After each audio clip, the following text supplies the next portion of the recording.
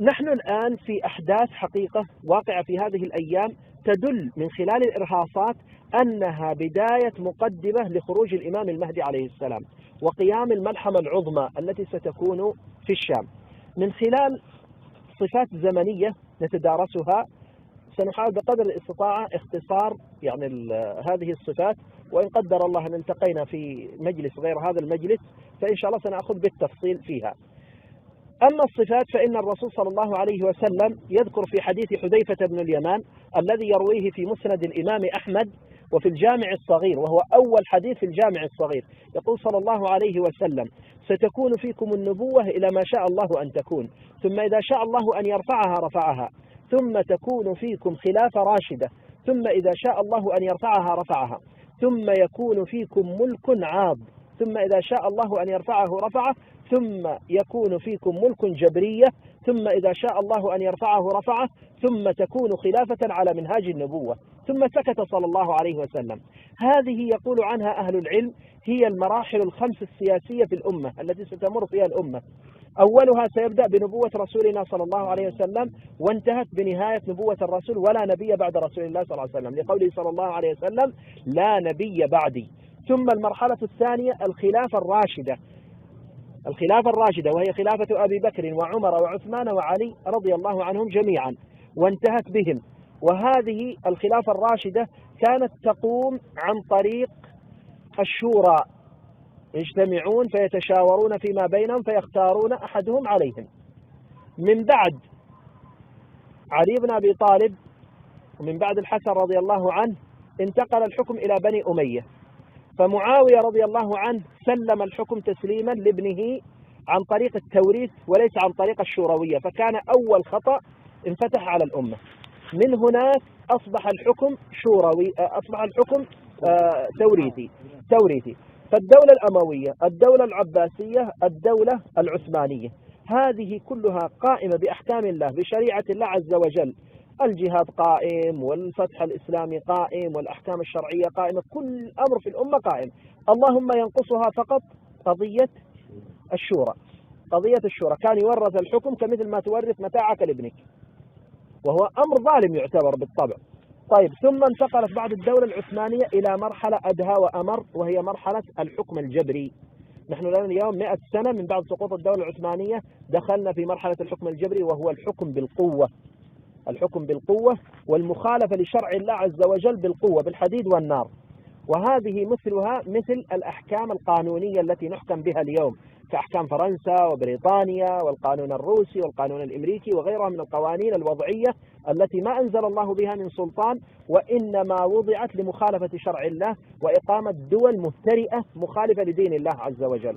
وقد عمل اليهود والنصارى علينا عمل طويل جدا على مدى 100 سنة، وأذلونا ذلة عظيمة جدا، وقسمونا إلى سيسبيك بما تسمى قطع مفصلة، المقصود من وراءها إضعاف الخلافة الإسلامية وإضعاف الأمة الإسلامية. وقد وصلنا إلى ما وصلنا إليه في هذه الأيام وأنتم تسمعون. هذا الحكم الجبري في زماننا كل العلماء مجمعين على أن الفترة التي نعيش فيها حكم جبري.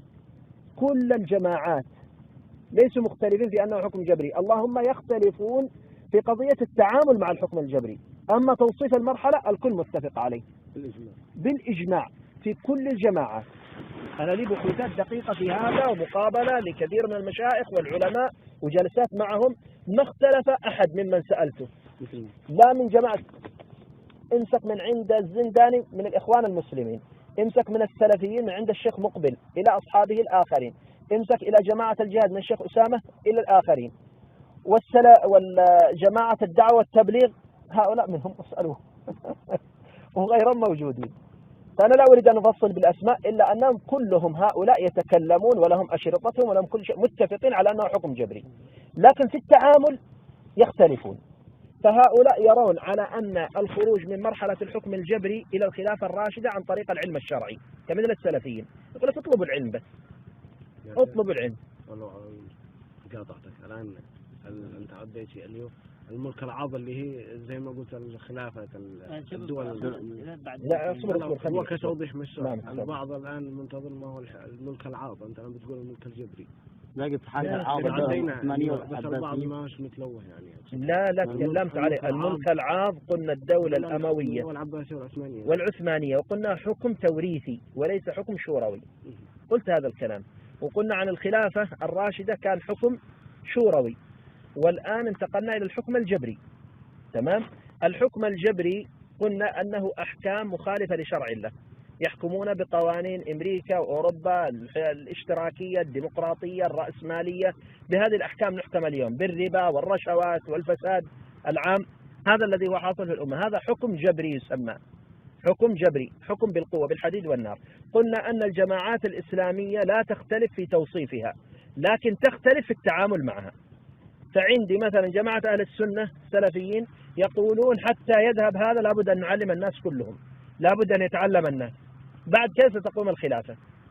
عندي الإخوان المسلمين يرون على أن لابد من خوض السياسة في داخل دهاليز الحكم والمنافسة عليها حتى نصل إلى مرحلة الخلافة، وهم قد وصلوا في مرحلة الآن إلى مرحلة متقدمة ثم رجعوا مع الثورات هذه. تعرفون أن مرسي مسك في مصر والغنوشي وأصحابه في تونس وأصحاب ليبيا وفي اليمن هنا، يعني بدأت مراحل متقدمة، وكانوا يقصدون من هذا إقامة دويلات إسلامية، ثم بعدها يعلنون خلافة، يجتمعون مع بعضهم يعلنون خلافة.